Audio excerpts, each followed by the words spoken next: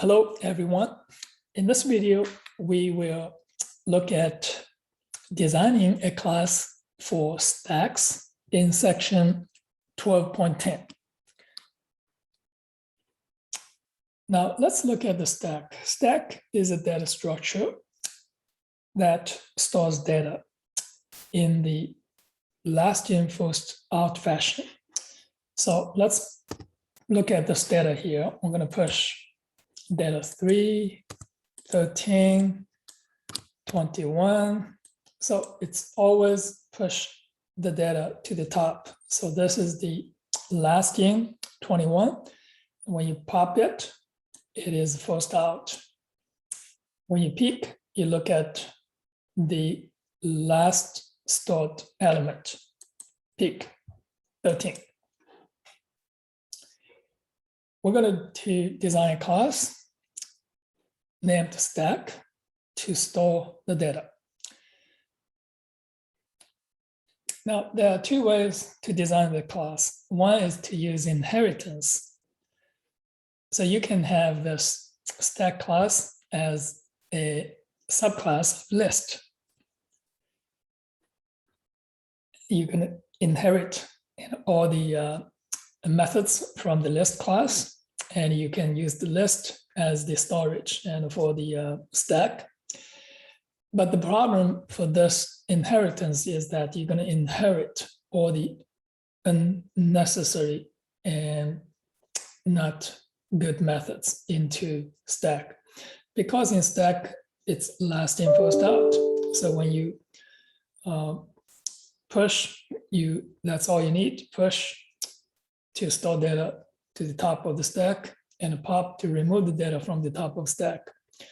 And a peek is to look at the data on the top of stack. So inheritance is not a good way for this design. And we're going to use composition. Composition, we're going to have a stack that contains a list. So the list is going to be used to store the data in the stack. Stack contains list. We use list to store the data for the stack. So this is the UML diagram for the stack. So we use the list to store the elements in the stack. So here's the elements is a list. Constructor stack. The methods is empty, returns true if the stack is empty. Peek returns the element at the top of the stack without removing it from the stack. Push is to store an element at the top of the stack. Pop is to remove the element from the top of the stack. Get size returns the number of elements currently in the stack. All right, so suppose we have this stack class already created, and now we're going to write a test program. And the test program, and this is the stack. From stack, we're going to import stack, creating the stack object. And now we're going to push I to the stack. So when you push I to the stack, so you're going to have this stack dot push I. All right, so now we're going to remove elements from the stack. Stack, this is not, is empty. So, and look, this is the method, is empty. So here, if it's not empty, we're going to do this pop, stack dot pop. So the pop is remove the top element from the stack and also return the removed element. So let's take a look, and that is all correct, everything here. All right, so now let's implement the stack class. So look, this is the stack class right here.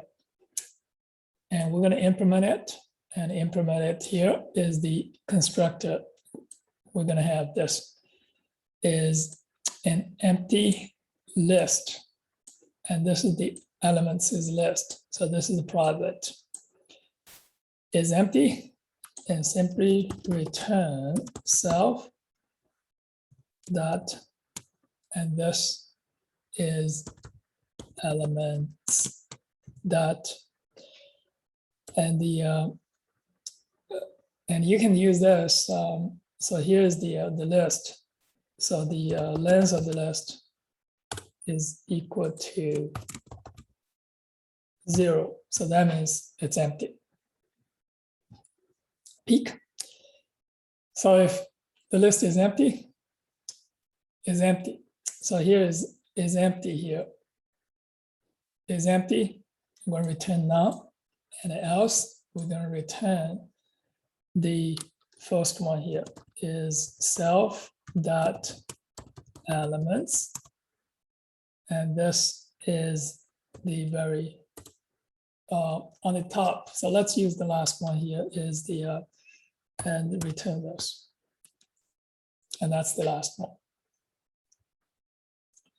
Pop is, so you're going to test if it's empty. If it's empty, there's nothing to pop, return none, and else we're going to remove the last one here is return. So the so let's look at the answer here. So let's do this now. The list class has this method pop, so that method can be used to pop here. And get size is, you can use the self dot this elements, the list, and use the length function. All right, so look at all this methods we have now implemented.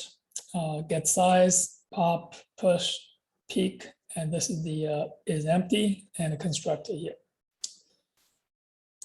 That is all for this section on designing a class for stacks in section 12.10. Thank you for watching this video.